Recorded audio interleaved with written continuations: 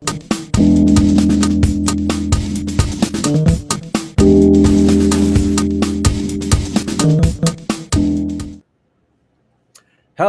and welcome to an Ignite Press book launch livecast. I'm super excited.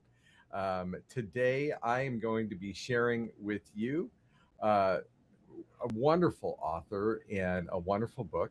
And you're going to hear from KJ Blattenbauer. She is the author of Pitchworthy, the No-Fluff Playbook to Publicity that Pays Off. Now, before we jump to that, remind you that we here at Ignite Press, we specialize in helping bringing people's messages to the world. And if you've got a book that you're thinking of getting out to the world, just reach out to us at ignitepress.us. That's ignitepress.us. Well, KJ, I am just jazzed to see you here. Whoops, I keep hitting the wrong pin here. How are you doing today? I'm good. How are you? I am doing just fantastic. This is super fun. I honestly, book launch days are the most fun because it is the culmination of so much work. And while it's a culmination of a good chunk of work on our part, it's really the culmination of a whole lot more work on your part. So congratulations on reaching Labor Day, birthing day, right? That's Thank really you. what this It's is. very good to make it to this finish line. Oh my goodness! I'm sure this is something you've been waiting for a long time. So for anybody in the audience, just as to let you know, you can use the chat log to interface with us. If you've got questions for KJ or just want to cheer her on, just put that in the chat log, and I can bring those messages up. Also, KJ, I guess I should jump to this right now and let people know that your book is on Amazon right now. Pitchworthy is on Amazon. It's available there in paperback and in Kindle. And the Kindle has been placed at a special launch price of 99 cents. So grab that. If you're watching this on replay and it's not 99 cents, it's still going to be well worth it. So trust me, just grab a copy today and we'll go. So KJ, congrats again on the book. I think before we go into the book too far, tell us a bit about yourself. Let's hear a little bit about your story and what led you into doing PR. I'm curious to know that. I've been doing public relations for nearly 30 years. So I think this will be the 29th year that I've been doing public relations. And for me, what led me to it is I'm from a small town. So everyone in your small town was going to talk about you anyway. I learned very early on to spin the story in my favor.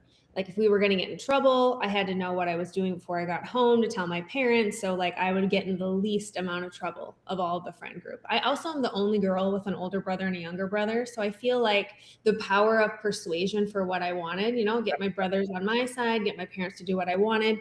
I feel like I was born to do this, Everett. When I went to college, I originally went for law and I was going to take law classes. My dad was a lawyer. I hated everything about it, everything about them. The arguing, it was so boring. I love writing, but not that kind of writing. So I took a communications class and I just fell in love with the idea of I get to tell other people's stories. They're out doing amazing things. No one's heard of them. How can I promote them? How can I help publicize what they're doing? How can I find the hidden gems and like shape the news cycle? And so I fell in love with public relations and I've been doing it ever since. Okay, I think that's hilarious what you told me about what you're saying about in the family having to really develop and utilize the power of persuasion. Yeah. I've witnessed a little bit of that dynamic in my own house with my daughter. Now she's 26 or so, but my goodness, that makes complete perfect sense. And yeah, I think you would have been really bored as an attorney. You'd probably been a great one, but really bored. So I'm glad you didn't go that route. Now, PR and publicity, helping people to get noticed, like there's so many different ways to get noticed. There's so many different options, and it just, gosh, feels like it's changing every day with advent of new technology, old technologies that are still around. I've got a friend of mine who is who's still selling radio spots, and and I think they even still sell some yellow page spots but I have no idea what those yellow pages, like, never haven't seen them. Um, so what do you do? Like, how do you stay on top of some of these things? And what do you recommend for your clients as they are considering ways to get themselves out to the world? Well, I think there are, like you said, there's a variety of ways for you to get the word out about your brand, your business, whatever it is you're doing. I think what's great about public relations is that at the root of it, it's free. It's free advertising. It's borrowing someone else's podcast. It's borrowing someone else's newscast. It's borrowing someone else's magazine and their audience and sharing your message there. And I think using that free publicity to promote yourself is a genius way to get more bang for your buck. Like, it's literally costing you nothing to go on someone's podcast and promote what you're doing. That's public relations. Anywhere where you can go and teach people, here's how I want you to think, here's how I want you to talk, here's how I want you to represent my brand when I'm not in the room, that's public relations. And I think, yes, things have changed, but public relations really hasn't. Since the dawn of, it was first invented for the circus, right? You're either leading the parade out of town or the townspeople are chasing you, and public relations was born from that. And I think that the same tenets apply. The same 12 steps for if I'm working with someone in a crisis or if I'm working with someone to launch their product. For public relations, it's the same. Technology has made it easier. I started before the internet was a thing, so I was still looking up phone numbers of reporters in a phone book. I do not miss those days. Thank goodness for Google and databases and all computer things. I think AI has come around, and it's great because it helps research. It puts everything at your fingertips.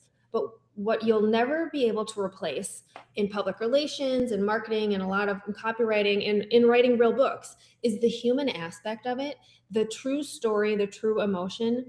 AI and technology can't do that. It's robots or it's an algorithm. The emotion and the human aspect will never change. And I think that's how I know that public relations has longevity. It's been around for forever. It's the same tenets to get you from point A to point B, no matter what your industry is, no matter what your goal is. But it's also, technology can enhance it. Technology is never going to replace human rapport, the recommendation of a peer you trust, third-party endorsement from a trusted media source. That's never going to go away. Well, and you also alluded to the human element in regards to story, right? That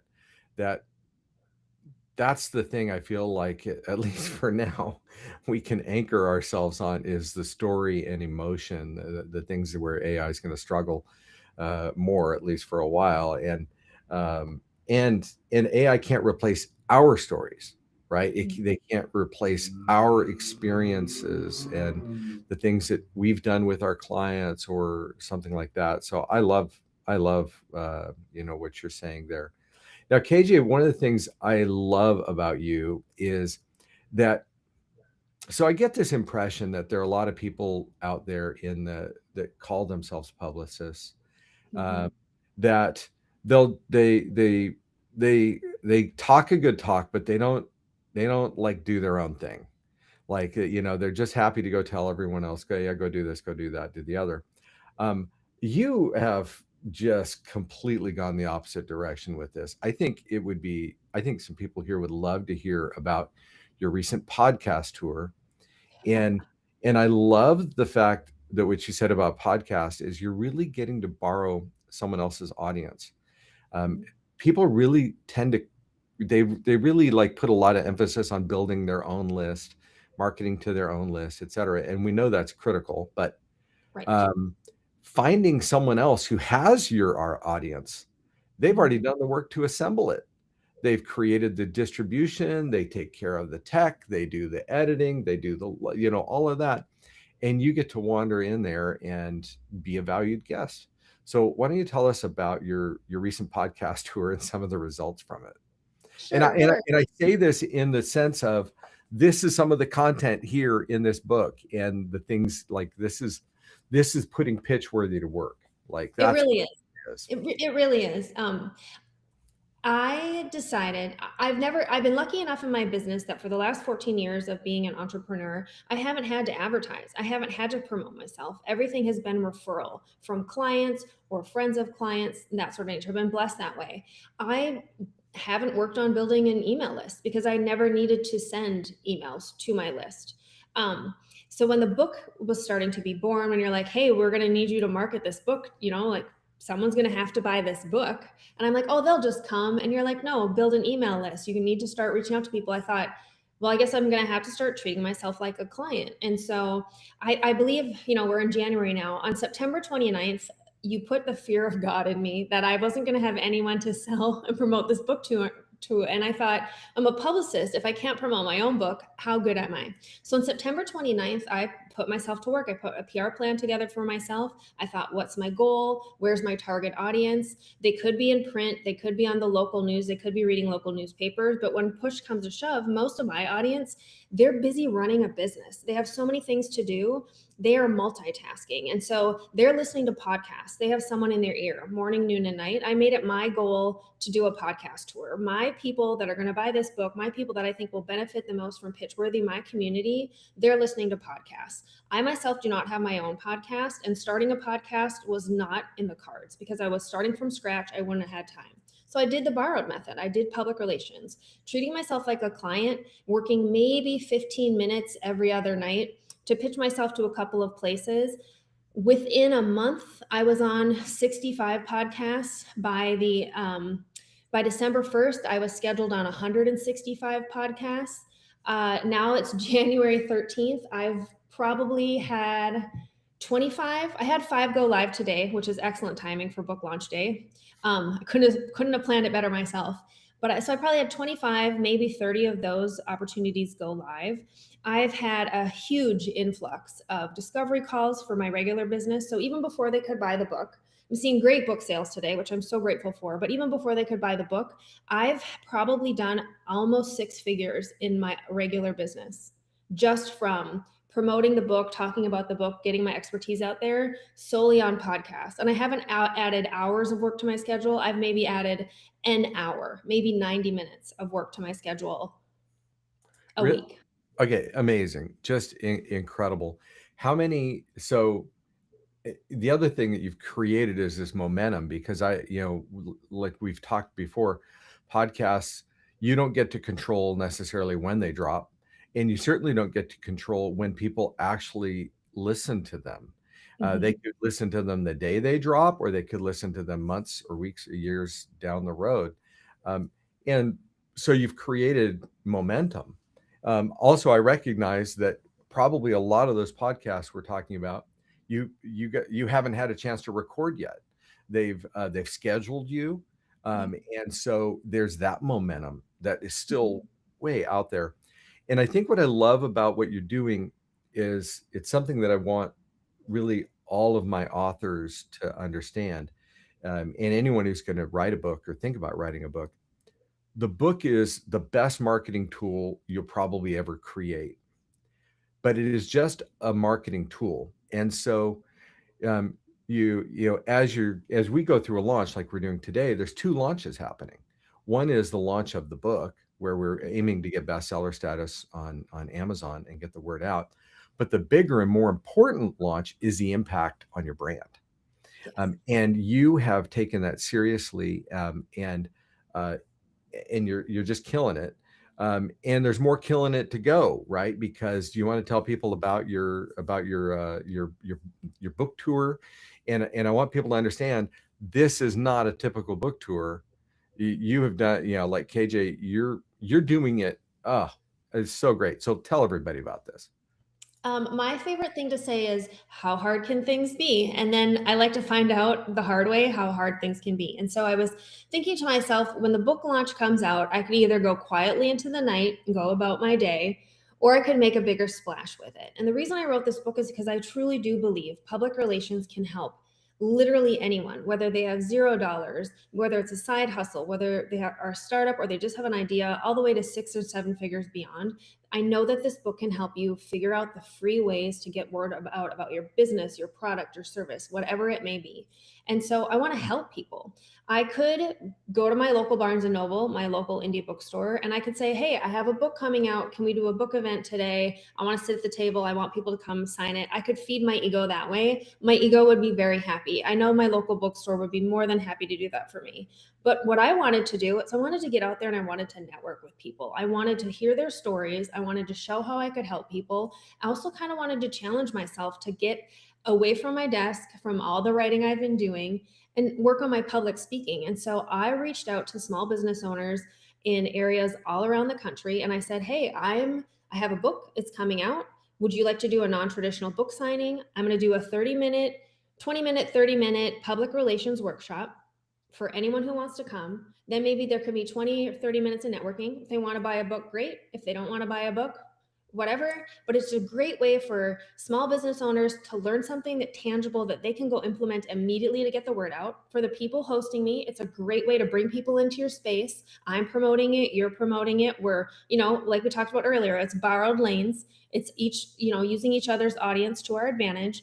And I've managed to make, I have 13 stops in the next 3 weeks. So I'm going to be on the road promoting all over the country. Okay, so here's what I love. First, when you did the podcast tour, how much money did you spend on the podcast tour? I know your time is involved, but how much money did you spend on the podcast tour? I think I spent $15 to buy a stand so my book could be displayed. It cost me $15. Okay, and this is what I love.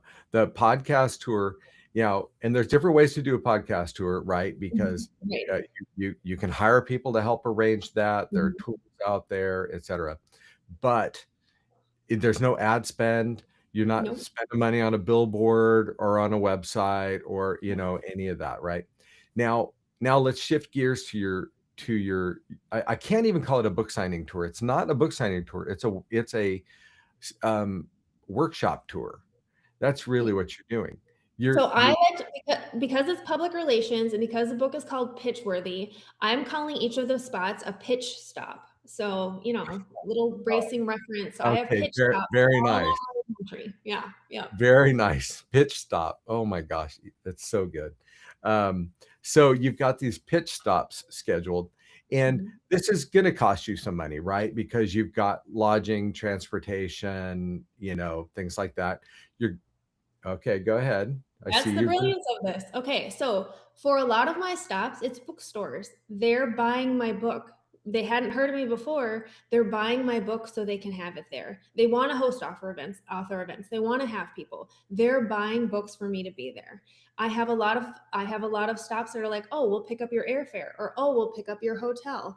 I have a lot of places that are picking up airfare and hotel and buying a lot of books just because I asked. Like, typically you're not inviting someone who's not an alum of your organization to speak at your school, right? Typically you're not inviting a publicist in to do something at a business school. We're not really viewed as, an economist, someone that you would have a host. But if you have an ounce of audacity and some of the instructions in the book here, I've managed to talk myself into 2 university speaking engagements where they're buying a significant amount of books, paying for my airfare and my lodging to host me for a day. I'm teaching college courses, I'm having fireside chats.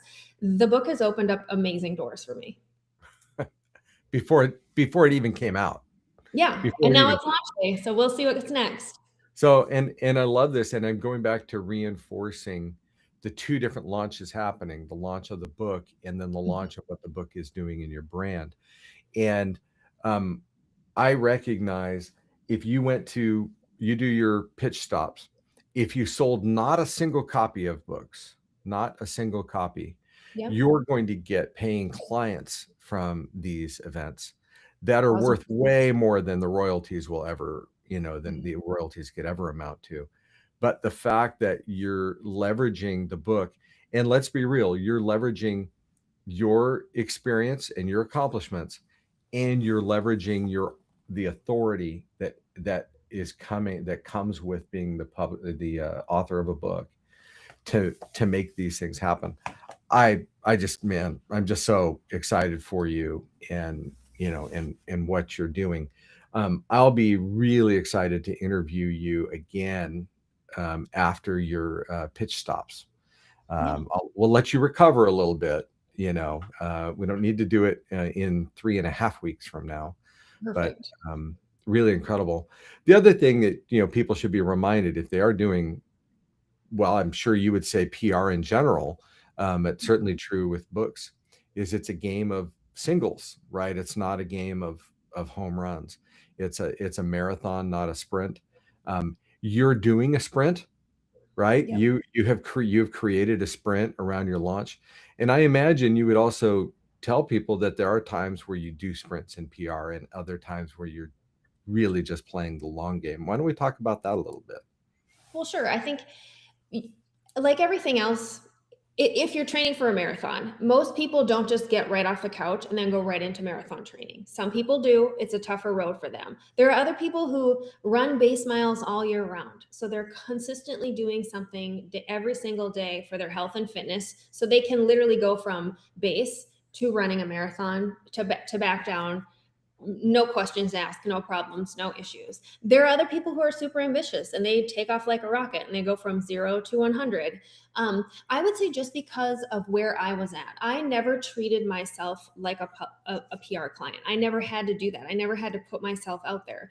And the book really lit a fire underneath me about, why am I not doing that for myself? And I think for me, the book is a vote of confidence. Like, I literally wrote the book on how you promote yourself. It would be a disservice to me and anyone interested in reading the book and anyone I wrote the book for if I didn't take those exact lessons that I'm teaching in this book and apply them to myself. So, yeah, did I condense it down into a short amount of time? I did. I did because I wanted to see how many things I could make work to get the book out there. And I think we're seeing it pay off in dividends today with, like, it's just cool to watch how many sales come in on launch day, right? Because you've been waiting for launch day forever. And now to see the sales come in and everyone's excitement for it and they're resharing it, it's amazing. I can't wait to see weeks from now, as I'm on the tour, do people have their own books? Are they buying the books at the event? Do they care about the book at all? And to be perfectly honest, you're right. If they don't even care about the book at all at the pitch stop, I know that I'm going to walk away having networked. They know my name now in cities where I'm normally not in. I already have people waiting to meet me in person that I've had discovery calls with. They just want to meet me in person. I know I will be closing business from going on these pitch stops. And so the book is amazing and I am so proud of it. But the book really is just the starting point. It is the business card I'm handing people to be like, I can tell you all day long I'm the authority on something. I literally wrote a 182-page book about being the authority on something. I'm showing you in what I'm going and doing to promote my book, and before it's out and after, that I know what I'm talking about to promote my book. I'm my own case study. Yeah, yeah, absolutely. All right, well, let me remind people here, the book is available now on Amazon. You can pick up Pitchworthy in paperback and Kindle. And by the way, I would recommend, if you are in the business world or in a world where public relations matter and marketing and et cetera, and you know others, which you must, this is a great gift. It'd be a great gift to pick up and give to people in your networking group, in your mastermind group, to your business partner, all of those things. I would recommend picking up a few copies of this and making that happen. So, well, all right. So we've got about 5 minutes left here, and I have so far hit you with not a single question that I prepared you for. But one thing I did ask you to do, as I said, find some section of your book that you think you would like to read. And if you don't have one, I do. So anyway, if you've got something you'd like to read from your book, let's have it. I'm curious to hear what one you want to read from the book. All right. You share your. I will do just that. Good thing I wasn't bluffing, huh? All right. Just calling me out. Yeah. So in chapter 16, you talk about when PR isn't working. And I like that. I like this. One of the things you say is when you discover that your PR, you don't feel it's working, you say at first you're annoyed, then discouraged, and finally you start to wonder, maybe I'm just not newsworthy. And then you write, stop right there. PR is not always an overnight success story. In fact, most of the media hits you admire came after a long game of refining, reworking, and relentless pitching. So if your PR efforts feel like they're falling flat, this chapter is here to show you it's not the end. It's just time to reassess, refocus, and reignite. Let's fix what's actually broken and leave the self-doubt behind. I so appreciate this because, um, I'm obviously we experience book launches Mhm. all the time, and I know that there are times when people just feel like, oh, and it does take some interesting things. You go through a bunch of steps that are available to help people reframe and refocus, kind of recalibrate. And so that's where I was just kind of headed into. I thought it was great. Um, you talk about red flags to check, right? You Mhm. talk about, is your messaging vague? Is your media list off? Are you pitching too soon? Wrong timing? Is there no clear angle? I love this. There's no clear angle. Hello, I exist isn't a pitch. The It's media not. wants. Try it. And I think a lot of us do that, by the way. We go, hey, here I am. Here's my book. Mhm. Right. And that's all we do. I've been guilty of that too. So Well, I think the main tenet of all of it right there is that you need to take a step back. Public relations is not advertising yourself. It's not all about you. It's not marketing speak. It's not the jargon of your industry. It is human to human. Hey, here's why I created this. Here's how it can help you. Here's how it can help you right now. And here's how it matters to you. And it's those three things. I think if anyone takes anything away from this discussion or from the book, it's learning how to communicate with your target audience. First, being very clear on who your target audience is, and then taking whatever product, service, business you have and boiling it down to who do I serve? How do I serve them? And why does it matter right this second, right at this point in time? If you know that, you can pitch anything, you can post anything, you can promote anything. You're literally ready for everything. And knowing that that's going to change with the season or the news cycle, as long as you know your target audience and who you serve and how you serve them, you can adjust that messaging very easily. I love it. Absolutely. Now, a question came in on the chat that I wanted to share. Let me put this up here. All right. So I think Zelda asked, if a reader implements just one strategy from the book, Mhm. what should it be? Well, I think it's three. I think it's a three-pronged approach, right? Very clear on what your goal is. You want press for what reason? What are you trying to achieve? I think then you figure out from there who's your target audience, who's going to help you achieve that one goal, and be honest with it. It's not going to be everyone, it's going to be a very specific group. Hmm. Then I think it's working backwards. What is going to get me to that audience that will then help me achieve that goal? If you can identify that, light years ahead of so many other people. Just like myself, I wanted to write a book that helped people with PR, busy entrepreneurs. Where do I find them? They're listening to podcasts. That simple method. I think the second thing is to get your house in order. Make sure wherever your bio is, your social media, your website, any third-party sites you're on, the bio information, your speaking points, the way you want people to think and talk about you, your messaging is all the same across the board, as well as your imagery. They should be able to recognize your face everywhere because it looks the same everywhere, right? Like your headshots aren't 10 years old, or they're not varied, or they're not amateur hour. Everything's the same, because the easiest way, once you establish trust with the media or with your target audience, is they're going to Google you. And if things don't match up, then they're going to be confused and you're going to have lost any trust you build. So I think those two things are very, very top of mind. The third thing would be once a quarter, revisit to make sure all of your messaging is the same, all of your links work and are operating, that you haven't drifted from your goal, that you haven't drifted from your target audience. Excellent. Well, I tell you what, we are almost out of time. So, how can people get a hold of you? They want to reach out and have a conversation.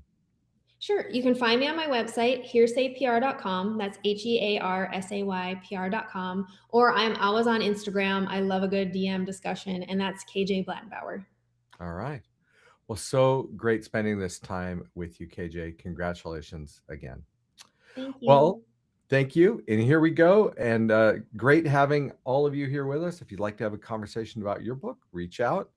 But if you want to talk about PR, you need to reach out to KJ.